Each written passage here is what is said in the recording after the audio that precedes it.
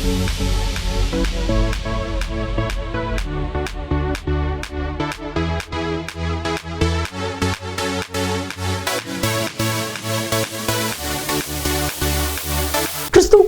பிரியமான தெய்வ பிள்ளைகளை வெளிப்படுத்தின விசேஷம் பரலோகத்தின் சில காட்சிகள், கர்த்தராகிய இயேசு கிறிஸ்துவனுடைய வருகை, பூமியின் ராஜ்யங்களுடைய வரலாற்றினுடைய முடிவுகள், இவைகளை வெளிப்படுத்துவது தான் வெளிப்படுத்தின விசேஷம். இதனுடைய ஆசிரியர் அப்போஸ்தலனாகிய யோவான் பத்மத்துவில் சிறை கைதியாக இருக்கும் பொழுது கிரேக்க மொழியிலே எழுதப்பட்டது. பெரும்பாலும் அடையாள மொழிகளிலே எழுதப்பட்ட இந்த புத்தகம் மதிப்பிற்குரிய டாக்டர் ரெவரண்ட் பால்ராஜ் அதிசயமணி அவர்கள் மூலமாக நமக்கு டிராஸ்டிவின் மக்களுக்கு இது போதிக்கப்படுகிறது. தெய்வ மனிதர், தெய்வனால் பரிசுத்த ஆவியானவரால் வல்லமையாய் பயன்படுத்தப்படுகிற இவர்கள் கருக்கலான சத்தியங்களையும் ஆழமான உண்மைகளையும் மறைவான மறைப்பொருட்களையும் வெளிப்படுத்தி நமக்கு சொல்லி புரியக்கூடிய நல்ல தெய்வ மனிதர். தொடர்ந்து பாருங்கள். கர்த்தர் அன்பு பால்ராஜ் அவர்களை வல்லமையாய் பயன்படுத்தி வருகிறார். இந்த வெளிப்படுத்தின விசேஷம் உங்களுக்கு மிகுந்த பிரயோஜனமாக இருக்கும். கர்த்தர் உங்களை ஆசீர்வதிப்பார். ஆண்டவருடைய பிரசன்னத்தில் மீண்டுமாக உங்களை காணும் பொழுது அதிக மகிழ்ச்சி அடைகிறேன். இந்நாளிலும் உங்கள் மத்தியில் வந்து உறவு கொள்ளவும் ஆண்டவருடைய வசனத்தை பகிர்ந்து கொள்ளவும் தருணம் கொடுத்த ஆண்டவரை துதிப்பதோடு உங்களுக்கு என்னுடைய நன்றியை நான் தெரிவித்துக் கொள்கிறேன்.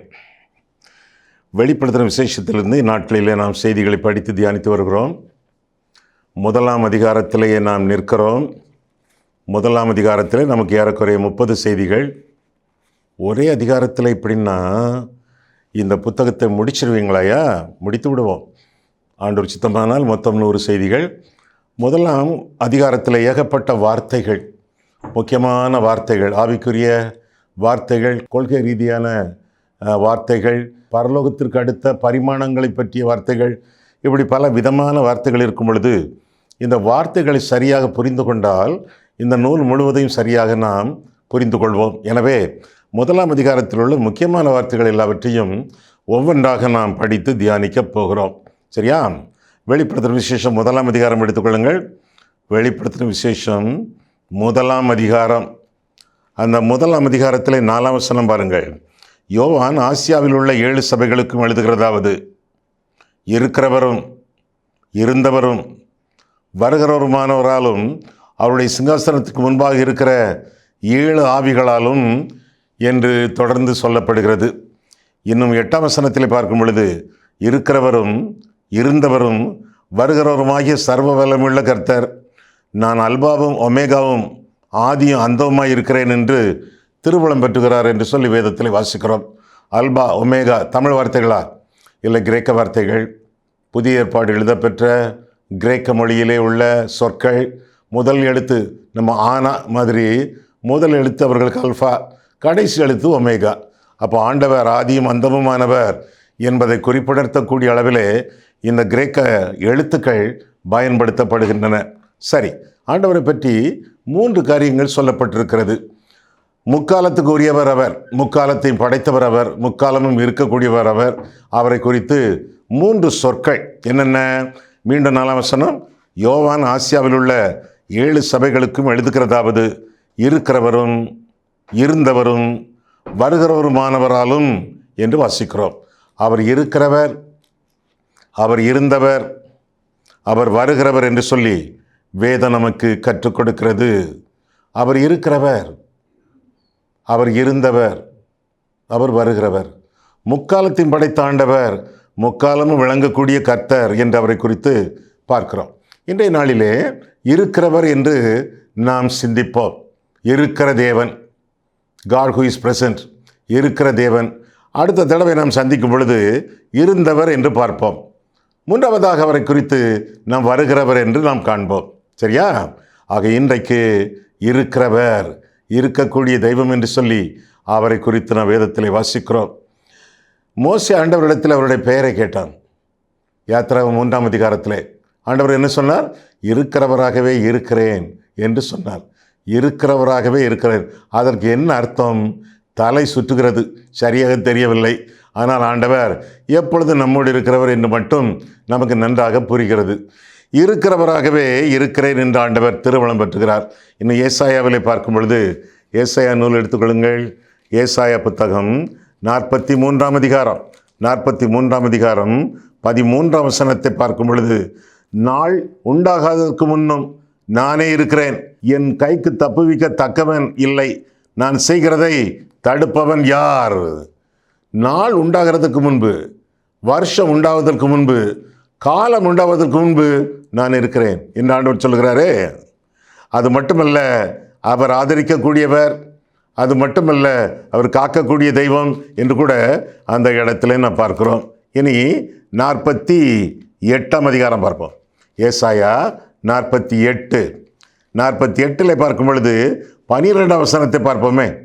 ஏசாயா 48:12ஆம் வசனம், யாக்கோபே, நான் அழைத்திருக்கிற இஸ்ரவேலே, எனக்கு செவிகொடு, நான் அவரே, நான் முந்தினவரும் நான் பிந்தினவருமாமே.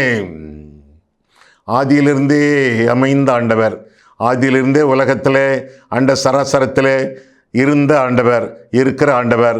52ஆம் அதிகாரம் பாருங்கள். ஏசாயா 52:6ஆம் வசனத்தை பார்க்கும் பொழுது அருமையான வசனம், இது நிமித்தம் என் ஜனங்கள் என் நாமத்தை அறிவார்கள், இதை சொல்லுகிறவர் நானே என்று அக்காலத்தில் அறிவார்கள், இதோ இங்கே இருக்கிறேன். என்ன வசனம்! மோனை நயம். எதுக்கு மோனைன்னு சொல்லுவாங்களே, மோனை நயம். நல்ல அருமையாக விளையாடக்கூடிய ஒரு வசனம். இதோ இங்கே இருக்கிறேன் என்று கர்த்தர் சொல்லுகிறார் என்று சொல்லி வேதத்திலே வாசிக்கிறோம். இருக்கிறவராகவே இருக்கிறவர் என்று சொல்லி அவரை குறித்து நாம் பார்க்கிறோம். ஐ ஆம் என்று ஆங்கிலத்தில் சொல்லுகிறார்களே, அதற்கு என்ன பொருள்? நான் இருக்கிறேன் அப்படி சொல்லலாமா? இருக்கிறவராக ஆண்டவர் விளங்குகிறார். பின் ஐ ஆம் சேயிங்ஸ், நான் இருக்கிறேன் என்றார் போல சொல்லப்படக்கூடிய சில கருத்துக்கள், சில அம்சங்கள், சில விளக்கங்கள் ஆண்டவரை பற்றி வேதத்திலே உண்டு. யோவான் 6ஆம் அதிகாரத்தில் பார்க்கும் பொழுது 35ஆம் வசனத்திலே, நானே ஜீவ அப்பம் என்று ஆண்டவர் விளங்குகிறார். எப்படி? ஆவிக்குரிய பிரகாரமாக நம்மை போஷிப்பதற்காக அவரை நாம் உட்கொள்ளும் பொழுது, அவரை இரட்சகராக ஏற்றுக்கொள்ளும் பொழுது, அப்பமாக நம்முடைய வாழ்க்கையில் கிரியை செய்து நாம் புஷ்டியும் பசுமையுமாக, உடல் ரீதியாக மட்டுமல்ல, உள்ள ரீதியாக மட்டுமல்ல, ஆன்மீக ரீதியாகவும் நாம் வளர முடியும். அதற்கு பிறகு என்ன சொன்னார் ஆண்டவர்? நானே ஜீவ ஒளி, நானே ஒளி என்று ஆண்டவர் திருவளம் பெற்றுவதாக யோவான் 8ஆம் அதிகாரம் 12ஆம் வசனத்திலே பார்க்கிறோம். பின்ன யோவான் 10ஆம் அதிகாரத்திலே, நானே ஆடுகளுக்கு வாசல் என்று ஆண்டவர் சொல்கிறார். அவர் மூலமாக அன்றி யாரும் பரலோகத்தில் பிரவேசிக்க முடியாது என்பது அந்த வசனத்தின் கருத்து. இன்னும் 4ஆவதாக, நானே நல்ல மேய்ப்பன் என்று சொல்கிறார்.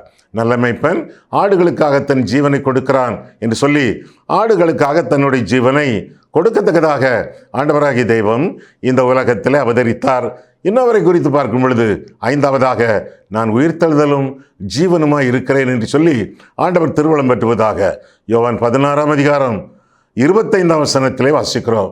பின்ன யோவான் 14ஆம் அதிகாரம் 6ஆம் வசனத்திலே, நானே வழி, சத்தியம், ஜீவன் என்று ஆண்டவர் திருவளம் பெற்றுவதாக பார்க்கிறோம். 7ஆவதாக, நானே மெய்யான திராட்சை செடி என்று சொல்லி யோவான் 15ஆம் அதிகாரத்திலே வாசிக்கிறோம். எல்லாமே நானே நானே என்று சொல்லக்கூடிய எல்லா வார்த்தைகளும் வசனங்களும் யோவான் சுவிசேஷத்திலே அடங்கி இருப்பதாக நாம் வேதத்திலே வாசிக்கிறோம். இருக்கக்கூடிய தெய்வம், தரிசனமாகக்கூடிய தெய்வம். மோசேக்கு தரிசனமானவர், ஆபிரகாமுக்கு தரிசனமானவர் என்று சொல்லி வேதம் நமக்கு கற்றுக் கொடுக்கிறது. அவர் தரிசனமானவர் மட்டுமல்ல, தாங்கி நடத்துகிறவர். தள்ளாடக்கூடிய சூழ்நிலை வந்தாலும் சறுக்கும் போது கூட நம்மை தாங்கக்கூடிய தெய்வம் கர்த்தர் என்று சொல்லி அவரை குறித்து நாம் வேதத்தில் வாசிக்கிறோம். தப்பு வித்து காக்கக்கூடியவர். என்ன ஆபத்து வந்தாலும் நான் தான் என்று சொன்ன உடனே எல்லாரும் பின்னிட்டு கீழே விழுவார்கள். அந்த அளவிலே ஐ ஆம், நான் தான் என்று சொல்லக்கூடிய வார்த்தைகளுக்கு வல்லமை உண்டு. யோவான் 18ஆம் அதிகாரத்திலே கெத்செமனே தோட்டம், ஆண்டவரை பிடிக்க வருகிறார்கள் சேவகர்கள், பின்ன வீரர்கள், போர்ச்சேவகர்கள் எல்லாரும் வருகிறார்கள். அவரை பிடிக்க வரும் பொழுது ஆண்டவர் கேட்கிறார், முன்னாக போய் கேட்கிறார், யாரை தேடுகிறீர்கள்? ஆண்டவர் பயப்படவே இல்லையே, ஆண்டவர் பயப்படவே இல்லை. பின்ன அவர்களாக தேடி கண்டுபிடிக்க வரைக்கும் சற்று அமர்ந்திருப்போம் என்று ஆண்டவர் உட்கார்ந்திருக்கவில்லை. அவராக வலிய தன்னை ஒப்பு கொடுப்பதாக வேதத்தில் வாசிக்கிறோம். ஆமாம், இயேசுவானவரை காட்டி கொடுத்தது யார்? ரொம்ப தப்பாக பதில் சொல்வீங்களே. இயேசுவானவரை காட்டி கொடுத்தது யார்? இயேசுவானவரை காட்டி கொடுத்தது இயேசுதான். தேடுறாங்களே, யாரை தேடுகிறீர்கள் என்று ஆண்டவரையே கேட்கிறார். அதுக்கு அவங்க சொல்கிறாங்க, நசரேயனாகிய இயேசுவை தேடுகிறோம் அப்படின்னு சொல்கிறாங்க. நான் தான் அப்படின்னு ஆண்டவர் சொன்ன உடனே அவர்கள் பலமெல்லாம் இழந்து, பார்வையெல்லாம் இழந்து பின்னிட்டு விழுந்தார்கள் என்று சொல்லி வேதத்திலே வாசிக்கிறோம். இயேசுவை காட்டி கொடுத்தது யார்? அவர்தான் தம்மை தாமே காட்டி கொடுத்தார். பிறகு அவர்கள் திரும்பவும் எழும்பி வருகிறார்கள். எழும்பி வந்த பொழுது ஆண்டவர் மீண்டும் கேட்கிறார் அதே கேள்வியை, யாரை தேடுகிறீர்கள்?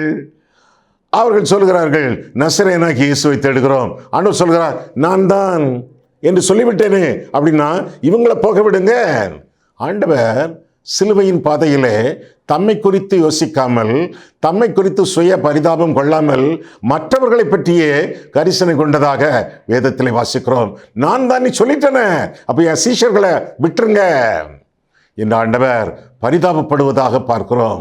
இந்த பரிதாபத்தில் யூதாஸ் காரியத்தை காப்பாற்றக்கூடிய ஒரு காரியத்தையும் நாம் காண்கிறோம்.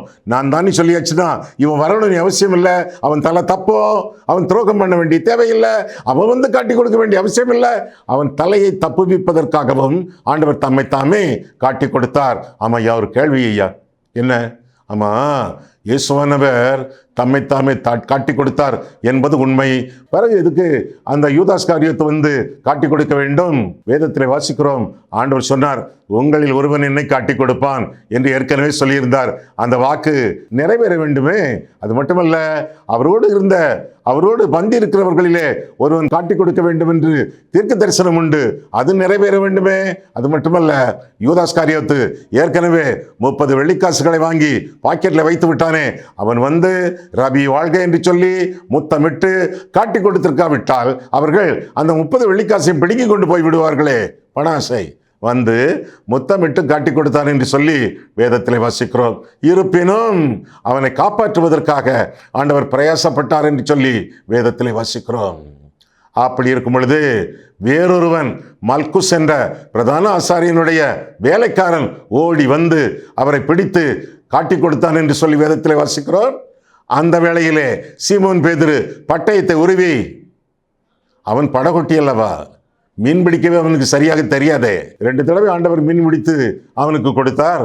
அவன் வந்து பட்டயத்தை உருவி கழுத்தில் குறி வைக்க அது காதோடு போயிற்று. பட்டயத்தை சுழற்ற எப்படி தெரியும்? மீன் பிடிக்கக்கூடியவனுக்கு அது காதோடு போயிற்று. காது போச்சுன்னா அந்த வேலைக்காரன் மல்குஸ், அவன் வேலை போச்சுன்னு அர்த்தம். ஏனென்றால் பிரதான ஆசாரியனுடைய வேலைக்காரன் அவன். காதை இழந்துட்டான். அங்கவீனன் ஆலயத்தில் பணிவிடை செய்ய முடியாது, ஆசாரியனுக்கு உடந்தையா இருக்க முடியாது. வேலை போச்சு, குவார்டர்ஸ் வீடு போச்சு, வருமானம் போச்சு, குடும்ப வாழ்க்கையே போச்சு. ஆண்டவர் அந்த காதை எடுத்து ஒட்ட வைத்து இழந்து போனதை தேடவும் ரட்சிக்கவும் வந்தவராச்சு ஆண்டவர். அங்கே ஆத்திரக்காரனுக்கு புத்தி மட்டுன்னு சொல்லுவாங்க. இங்கே பிரதான ஆசாரியனுடைய வேலைக்காரன் ஆத்திரத்தோடு வந்து காட்டி கொடுக்க வரும் பொழுது ஆத்திரக்காரனுக்கு கத்தி வட்டு ஆண்டவர் ஒட்ட வைத்தார் என்று சொல்லி வேதத்தில் வாசிக்கிறோம். அவன் மேலும் பரிதாபம். ஏனென்றால் ஒட்ட வைத்திருக்காவிட்டால், அந்த அற்புதத்தை ஆண்டவர் கடைசி மணி துளிகளிலே செய்திருக்காவிட்டால் வேலை போயிரும். அவன் பேரிலும் பரிதாபம். எதிரி மேலே, பிடிக்க வந்தவன் மேலே, சத்துரு மேலே பரிதாபம். ஒட்ட வச்சிருக்காட்டா, அற்புதம் நடந்திருக்காவிடில் என்ன ஆகும்? Attempted murder. Simon will be arrested first. அப்போ முதலாவதாக சீமோன் பேதுருவை அரெஸ்ட் பண்ணிடுவாங்க. ஏன்னா அது கொலை முயற்சி. பட்டயத்தை எடுத்தானே, அந்த காதை ஆண்டவர் ஒட்ட வைத்ததுனாலே சீமோன் பேதுருவின் தலையும் தப்பியது. இல்லைன்னா அவனை பிடித்து கொண்டு போயிருப்பார்கள். கொல்கத்தா மலையிலே சீமோன் பேதுருவின் சிலுவையோடு சேர்த்து 4 சிலுவைகள் தொங்கியிருக்கும். தன்னுடைய பாடுகளின் பாதையிலே பரமன் இயேசு தன்னை குறித்து கவலைப்படாமல் இதோ இருக்கிறேன் என்று சொன்னவர் அல்லவா? இப்படியாக மற்றவர்கள் மேல் கவலை கொண்டு, மற்றவர்கள் மேல் கரிசனைப்பட்டு அவர்களை காப்பாற்றி விடுவதாக வேதத்திலே நாம் தெளிவாக வாசிக்கிறோம். தரிசனமாக கூடிய தெய்வம், தாங்கி நடத்தக்கூடிய தெய்வம், தப்புவிக்கிறவர் என்று சொல்லிக்கூட வேதத்திலே வாசிக்கிறோம். ஆக நம்முடைய தெய்வம் இருக்கிறவராகவே இருக்கிறார். எதற்காக இருக்கிறார்? இன்னும் சில காரியங்களை பார்க்கும் பொழுது, முதலாவதாக அவர் உன்னதத்திலே வாழ்கிறவர், இருக்கக்கூடியவர். உங்களுக்கு தெரியுமா, தேவனுடைய சிங்காசனம், அதில் திரித்துவ தெய்வம் எப்படி இருக்கிறார் என்று பார்த்திருக்கிறீர்களா? ஒரே சிங்காசனம், 3 பேர் அதில் உட்கார்ந்து கொண்டிருக்கிறார்கள். வெளிப்படுத்துகிற விசேஷம் 22ஆம் அதிகாரம் பாருங்கள். வெளிப்படுத்துகிற விசேஷம் 22ஆம் அதிகாரம்.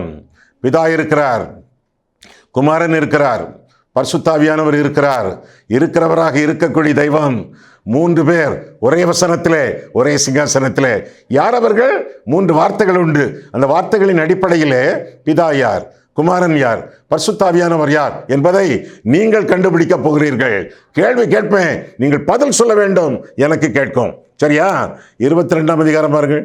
வெளிப்படுத்துகிற விசேஷம் 22ஆம் அதிகாரம். பின்பு பளிங்கை போல் தெளிவான ஜீவ தண்ணீர் உள்ள சுத்தமான நதி தேவனும் ஆட்டுக்குட்டியானவரும் இருக்கிற சிங்காசனத்திலிருந்து புறப்பட்டு வருகிறதை எனக்கு காண்பித்தான். சரி, நல்லா கவனிச்சிங்களா? ஒவ்வொன்றா கேட்போமே. பிதா யார் இந்த வசனத்தில்? தேவன். 2வது, குமாரன் யார்? ஆட்டுக்குட்டியானவரா? சரியா சொன்னீங்க. 3வதாக, ஜீவ தண்ணீர் உள்ள சுத்தமான நதி யார்? பரிசுத்தாவியானவரா? கரெக்டாக சொன்னீங்க. பரிசுத்தாவியானவர்.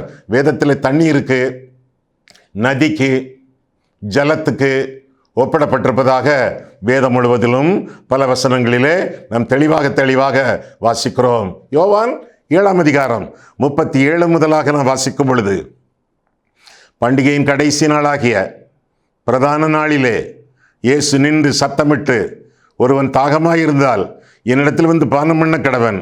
வேதவாக்கியம் சொல்லுகிறபடி என்னிடத்தில் விசுவாசமாய் இருக்கிறவன் எவனோ அவன் உள்ளத்திலிருந்து ஜீவ தண்ணீருள்ள நதிகள் ஓடும் என்றார். ஜீவ தண்ணீருள்ள நதி. தம்மை விசுவாசிக்கிறவர்கள் அடைய போகிற ஆவியை குறித்து அப்படி சொன்னார் என்று வாசிக்கிறோம். யோவான் 7ஆம் அதிகாரம் 37, 38, 39. ஆக இருக்கிறவராக தெய்வம், இருக்கிறவராகிய தெய்வம் வேதத்திலே சிங்காசனத்திலே வெளிப்படுத்துகிற விசேஷம் 22ஆம் அதிகாரத்திலே முதல் வசனத்திலே காணப்படுவதாக பார்க்கிறோம். உன்னதத்திலே இருக்கக்கூடிய தெய்வம். சரி, உன்னதத்தில் இருக்கக்கூடிய தெய்வம் நம்மையும் உன்னதங்களிலே உட்கார வைத்திருக்கிறார். அது தெரியுமா உங்களுக்கு? அது தெரியுமா உங்களுக்கு? தெரியாதா? ஐயா, பரலோகத்துக்கு போவோம் ஐயா, அந்த கேள்வி கேட்காதீங்க. நீங்கள் பரலோகத்திலே தான் இருக்கிறீர்கள். பாவத்திலிருந்து மனம் திரும்பி இயேசுவின் இரத்தத்தினாலே கழுவப்பட்டு ரட்சிக்கப்பட்டவர்கள், ஜீவ புஸ்தகத்திலே பெயர் எழுதப்பட்டவர்கள், பரலோகத்திலே உன்னதங்களிலே ஆண்டவரோடு கூட உட்கார்ந்து கொண்டிருக்கிறீர்கள் என்று சொன்னால் நீங்கள் நம்புவீங்களா? நம்ப மாட்டீங்களா? அப்போ பார்த்துருவோம். எபேசியர் 2ஆம் அதிகாரம். எபேசியர் 2ஆம் அதிகாரம். அதில் பார்க்கும் பொழுது 2 ஐடென்டிட்டியில் நமக்கு, ஒன்று உலகம், அடுத்தது உன்னதம். பார்த்துருவோமா? எபேசியர் 2ஆம் அதிகாரம் 6ஆம் வசனம். கிறிஸ்து இயேசுவுக்குள் அவர் நம்மிடத்தில் வைத்த தயவினாலே தம்முடைய கிருபையின் மகா மேன்மையான ஐஸ்வர்யத்தை வருங்காலங்களில் விளங்கச் செய்வதற்காக 7, கிறிஸ்து இயேசுவுக்குள் நம்மை அவரோட கூட எழுப்பி உன்னதங்களிலே அவரோட கூட உட்காரவும் செய்வாரா? செய்தாரா? செய்தார். We are already seated in the heavenly places together with our Lord Jesus Christ. உன்னதங்களிலே உட்காரவும் செய்தார். இருக்கிற தெய்வம் நம்மை உன்னதங்களிலே இருக்கிறவராக காண்பிப்பதாக வேதத்திலே வாசிக்கிறோம். ஐயா, கேட்க நல்லதாயா இருக்கு. கொஞ்சம் சுருக்கமா விளக்கமா நான் பரலோகத்தில் இருக்கிறத நான் பார்க்கணும் ஐயா, அதுக்கு ஏதாவது வசனம் இருக்கா ஐயா? ஏன் இல்லை? கர்த்தருடைய வேதமோ குறைவற்றதும் ஆத்துமாவை உயிர்ப்பிக்கிறதுமா இருக்கிறது. அடுத்த வசனம் பாருங்க, 8, 9. கிருபையினாலே விசுவாசத்தை கொண்டு ரட்சிக்கப்பட்டீர்கள், ரட்சிக்கப்பட்டவர்கள்.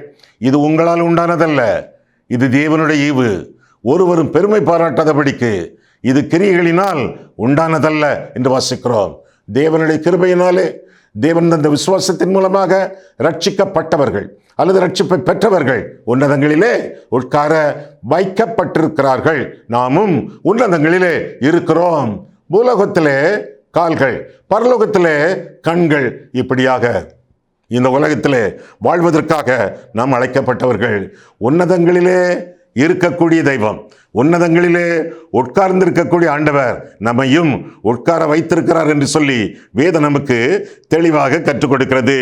ஆக முதலாவதாக உன்னதங்களில் வாழ்கிறவர், இரண்டாவதாக உங்களுடனே வாழ்கிறவர். உன்னதத்திலும் உங்களோடு, உலகத்திலும் உங்களோடு. எப்படி இருக்க வசனம்? உங்களோடும். இந்த உலகத்திலே வாழக்கூடிய தெய்வம் நம்முடைய தெய்வம் என்று சொல்லி வேதத்திலே வாசிக்கிறோம். எங்கே வாசிக்கிறோம்? மத்தேயு கடைசி 2 வசனங்கள். நீங்கள் புறப்பட்டு போய் சகல ஜாதிகளும் சீஷராக்கி அவர்களுக்கு பிதா குமாரன் பரிசுத்தாவின் நாமத்தினாலே ஞானஸ்நானம் கொடுங்கள் என்று ஆண்டவர் கற்பித்தார். இதோ உலகத்தின் முடிவு பரிந்தும் சகல நாட்களிலும் உங்களுடைய கூட இருப்பேன், இல்ல இருக்கிறேன் என்று ஆண்டவர் சொல்லுவதாக பார்க்கிறோம். வானமும் பூமியும் ஒழிந்து போம், அவருடைய வார்த்தை எழுத்து உறுப்பு ஒன்றுமே ஒழியாது என்று சொல்லி வேதம் நமக்கு தெளிவாக கற்றுக் கொடுக்கிறது. உலகத்தின் முடிவு பரியந்தமும் சகல நாட்களிலும் உங்களோடு இருக்கிறேன் என்று சொல்லி ஆண்டவர் திருவளம் பெற்றுவதாக வேதத்திலே வாசிக்கிறோம். நான் உன்னை விட்டு விலகுவதும் இல்லை, நான் உன்னை கைவிடுவதும் இல்லை என்றும் ஆண்டவர் திருவளம் பெற்றிருப்பதாக வேதத்திலே வாசிக்கிறோம். நான் உன்னை விட்டு விலகுவதில்லை. பிடிச்சிக்கிட்டே இருக்கார் ஆண்டவர். நான் உங்கள்கிட்ட பேசிக்கிட்டு இருக்கேன், தம்முடைய நீதியின் வலது கரத்தினால் என்னை தாங்கி ஆண்டவர் பிடிச்சுக்கிட்டே இருக்காரு. நீங்க உங்களுடைய கரத்தையும் ஆண்டவர் பற்றி பிடித்துக் கொண்டிருக்கிறாரு. நான் உன்னை விட்டு விலகுவதும் இல்லை, நான் உன்னை கைவிடுவதும் இல்லை. ஐயா, கேட்கறதுக்கு நல்ல தாயா இருக்கு. ஆனால் சில சமயங்களில் ஆண்டவர் கூட இருப்பது அவ்வளோ தூரம் நிச்சயமா தெரியல, நம்ப முடியல. என்னையா பண்ண? இதுக்கு என்னையா காரணம்? என்ன காரணம்னா, ஆண்டவர் சொன்னதை நம்ம ஆண்டவர்கிட்ட சொல்லலை, அதுதான் காரணம். ஆண்டவர் சொன்னது என்ன? நான் உன்னை விட்டு விலக மாட்டேன், நான் உன்னை கைவிட மாட்டேன். நம்ம ஆண்டவர்கிட்ட என்ன சொல்லலை? ஆண்டவரே, நான் உம்மை விட்டு விலகுவதில்லை, நானும் உம்மை கைவிட மாட்டேன். அப்படி சொல்லலையே, அப்படி சொல்லலையே. ஏன் சொல்ல முடியல? அநேக வேளைகளில் நம்மளும் அந்த யோனாவை மாதிரி ஆண்டவரை விட்டு விலகி ஓடிக்கிட்டே இருக்கோம். நாமும் அநேக வேளையில் அந்த பேதுருவை மாதிரி ஆண்டவரை கைவிட்டு நம்ம இஷ்டப்படி வாழ்ந்துகிட்டு இருக்கோம். இதுதான் காரணம். ஆண்டவருடைய பிரசன்னத்தை நாம் நாள்தோறும் அனுபவியாமல் போவதற்கு காரணம், ஆண்டவரை விட்டு விலகி ஆண்டவரை கைவிட்டு சுய மதியை நெறி என்று வந்து சாய்ந்து ஆண்டவரை விட்டு தூரம் போய் சோரம் போய் வாழ்வதனாலே ஆண்டவருடைய பிரசன்னத்தை அறியாமல் இருக்கிறோம். 2 பேராவது 3 பேராவது என் நாமத்தினாலே எங்கே கூடியிருக்கிறீர்களோ அவர்கள் நடுவிலே நான் வாசமாய் இருக்கிறேன் என்று வாக்கு பண்ணி ஆண்டவர் உங்களோடு இருக்கிறார். உன்னதங்களிலே இருக்கிறார், உங்களோடும் இருக்கிறார்.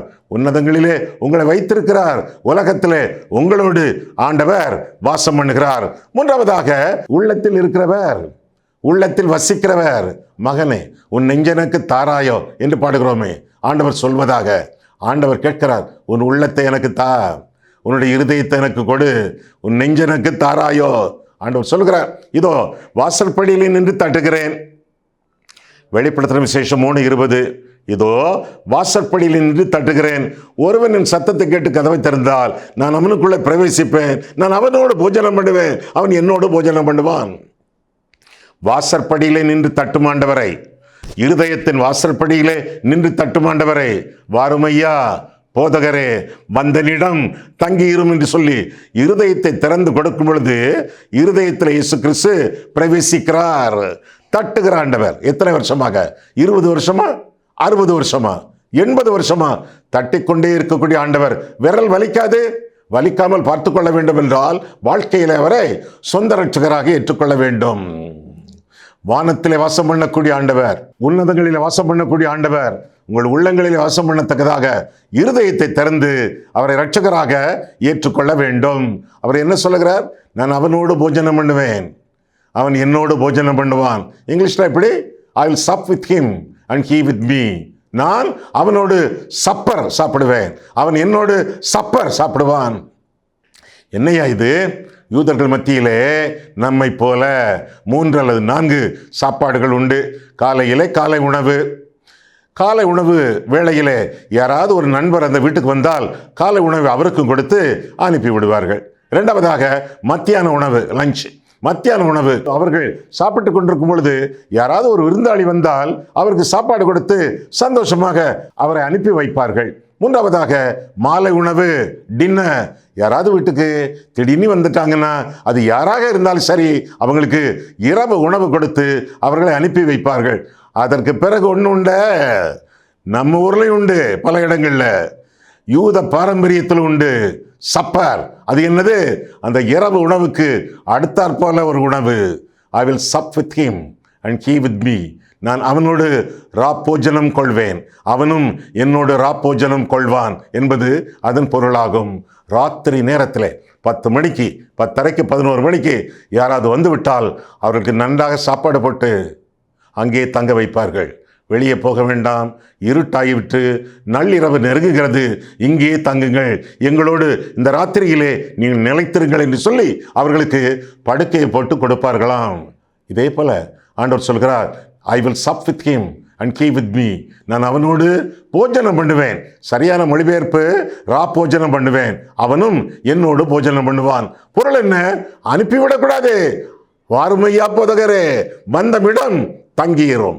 ஆண்டவர் நம்மோடு தங்க விரும்புவது அதைத்தான் வெளிப்படுத்துகிற விசேஷம் 3ஆம் அதிகாரம் 20ஆம் வசனத்திலே தெள்ள தெளிவாக வாசிக்கிறோம். இயேசுவானவர் நம்முடைய உள்ளங்களிலே வரும் பொழுது, நம்முடைய இருதயத்தை அலங்கரிக்கும் பொழுது, நம்மை விட்டு விலக விரும்பவில்லை, நம்மை கைவிடவில்லை, நிரந்தரமாக நம்முடைய ஜீவியத்திலே தங்கிவிட விரும்புவதாக வேதத்திலே நாம் தெளிவாக வாசிக்கிறோம். ஆண்டவர் உங்களுடைய இருதயத்திலே தங்கி இருக்கிறாரா? உங்களுக்குள்ளே வாழ்கிறாரா? உங்களையே நீங்கள் நிதானித்து பாருங்கள்.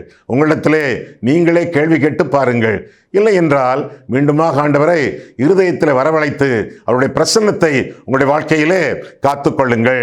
என்னதெல்லாம் இதுவரை பார்த்தோம்? முதலாவதாக உன்னதத்திலே வாழ்கிறவர் இருக்கிற தெய்வம். இரண்டாவதாக உங்களுடனே வாழ்கிறவர் இருக்கிற தெய்வம். மூன்றாவதாக உள்ளத்திலே வசிக்கிறாரா? இருக்கிறவர். நான்காவதாக உபத்திரவங்களிலே காக்கிறவர். என்ன கஷ்டம் வந்தாலும் சரி, இதோ இருக்கிறேன் என்று ஆண்டவர் சொல்கிறாரே. நான் உன்னை விட்டு விலகுவதில்லை, கைவிடுவதில்லை என்று சொல்கிறாரே. உலகத்தின் முடிவு பரிந்தமும் சகல நாட்களிலும் உங்களோடு கூட இருக்கிறேன் என்று சொல்கிறாரே. உபத்திரவங்களில் கைவிடாத தெய்வம். சில சமயங்கள் உபத்திரவங்களில் இருந்து நம்மை காக்கிறார், சில சமயங்களிலே உபத்திரவங்களிலே கூட இருந்து நம்மை காக்கிறார். சில சமயங்களிலே ஆண்டவர் உபத்திரவங்களின் ஊடாக நம்மோடு இருந்து நம்மை காக்கிறார் என்று சொல்லி வேதம் நமக்கு தெளிவாக கற்றுக் கொடுக்கிறது. உபத்திரவங்களில் இருந்து ஆண்டவர் காப்பது எப்படி?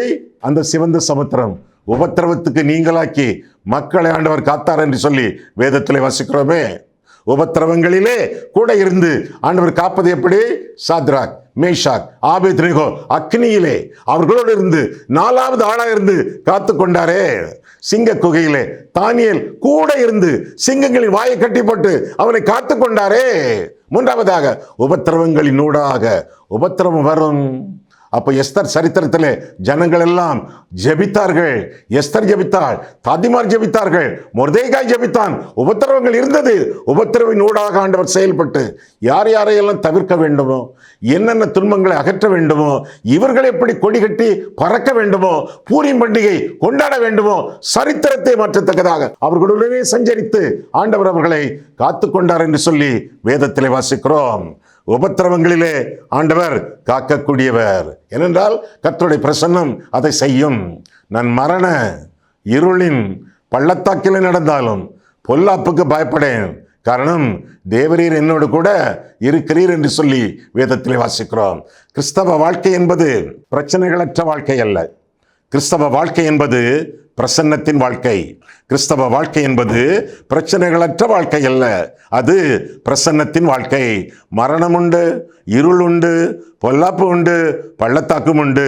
இருப்பினும் தேவரீர் என்னோடு கூட இருப்பீர் அல்ல, தேவரீர் என்னோடு கூட இருக்கிறீர் என்று சொல்லப்பட்டிருப்பதாக ஆண்டவர் வாக்குரைத்திருப்பதாக நாம் பார்க்கிறோம். பாதாளத்தில் படுக்கை போட்டாலும் அவருடைய வலதுகை நம்மை பிடிக்கும் என்று சொல்லி வேதம் சொல்கிறது. இருக்கிறவராகிய தெய்வம் அவர் நம்மோடு இருக்கும் பொழுது நமக்கு என்ன குறை உண்டு? என் ஜீவன், என் தேவன் என்னோடு இருக்கும் பொழுது, உயிர்த்தெழுந்த கர்த்தர் என்னோடு வாழும் பொழுது எனக்கு என்ன குறை உண்டு? இன்னொரு காரியத்தையும் பார்த்து விடுவோமா? முதலாவதாக, எதற்கு திரும்ப ரிப்பீட் பண்ணுறேன், எதற்காக திரும்ப திரும்ப சொல்கிறேன், எழுதிக்கிட்டு இருக்கீங்களே உங்களை சிலர், உங்களுக்காக. முதலாவதாக உன்னதத்திலே வாழ்கிறவர், இரண்டாவதாக உங்களுடனே வாழ்கிறவர், மூன்றாவதாக உள்ளத்திலே வசிக்கிறவர், நான்காவதாக உபத்திரவங்களிலே காக்கிறவர், ஐந்தாவதாக உள்ளளவும் ஜீவிக்கிறவர். உள்ளளவும் ஜீவிக்கிறவர், எப்பொழுதும் நம்மோடு இருக்கிறவர், நம்மோடு இருக்கக்கூடிய கர்த்தர், நம்ம மேய்த்து நடத்தக்கூடிய மேய்ப்பர். கர்த்தர் என் மேய்ப்பராய் இருக்கிறார். இருந்தார் என்று சொல்லவில்லை, இருப்பார் என்று சொல்லவில்லை. கர்த்தர் என் மேய்ப்பராய் இருக்கிறார். அப்போ மேய்ப்பராக இருக்கும் பொழுது நான் தாழ்ச்சி அடையேன் என்று சொல்லி வேதம் நமக்கு கற்றுக் கொடுக்கிறது. தாழ்ச்சி இல்லாத ஒரு ஜீவியம், இந்த ஜீவியம் எத்தனை நாள் வரை இருக்கும்? கடைசி வசனம், என் ஜீவனுள்ள நாளெல்லாம் நன்மைதான் என்னை தொடரும், கிருபைதான் என்னை தொடரும். வாழ்நாள் முழுவதும் ஆண்டவர் நம்மோடு வசிக்கிறார். வாழ்நாள் முழுவதும் ஆண்டவர் நமக்குள்ளே வாசம் பண்ணுகிறார். அப்படி இருக்கும் பொழுது இருக்கும் தேவன் நம்முடைய வாழ்க்கையிலே மகிமைப்படத்தக்கதாக நம்முடைய நினைவாலும் பேச்சாலும் செயலாலும் பார்வையாலும் சித்தத்தாலும் சிந்தையாலும் அவரை கனப்படுத்தி அவருடைய நாமத்தை பரிசுத்தப்படுத்தி அவருக்காக வாழ வேண்டியது நம்முடைய கடமை என்று சொல்லி வேதத்திலே வாசிக்கிறோம். ஜீவிக்கிறார் என்றும் ஜீவிக்கிறார் என்று சொல்லி நான் பாடுகிறோமே. ஜீவிக்கக்கூடிய கர்த்தர் நம்ம மத்தியிலே நம்மோடு இருக்கிறார். கண்களை மூடுவோம், கர்த்தரை பார்ப்போம். அன்புள்ள ஆண்டவரே, உம்முடைய வசனங்களை ஆராயவும் எங்கள் வாழ்க்கையை ஆராயவும் உம்முடைய சந்நிதியிலே எங்களை வழிநடத்தினீர். அதற்காக ஸ்தோத்திரம் சுவாமி. இருக்கிறவராக இருக்கக்கூடிய தெய்வம், உம்முடைய பிரசன்னத்தை நாங்கள் இன்னும் ஆழமாக அதிகமாக அனுபவிக்கத்தக்கதாக விளக்கமாக சில காரியங்களை கற்றுக் கொடுத்தீர். அதற்காக ஸ்தோத்திரம் சுவாமி. உம்மோடு இன்றைய நாளிலே புதிய உடன்படிக்கை பண்ணுகிறேன் சுவாமி. நானும் உம்மை விட்டு விலக மாட்டேன், நானும் உம்மை கைவிட மாட்டேன். இயேசு கிறிஸ்துவின் நாமத்தில் ஜெபிக்கிறோம் பிதாவே, ஆமேன்.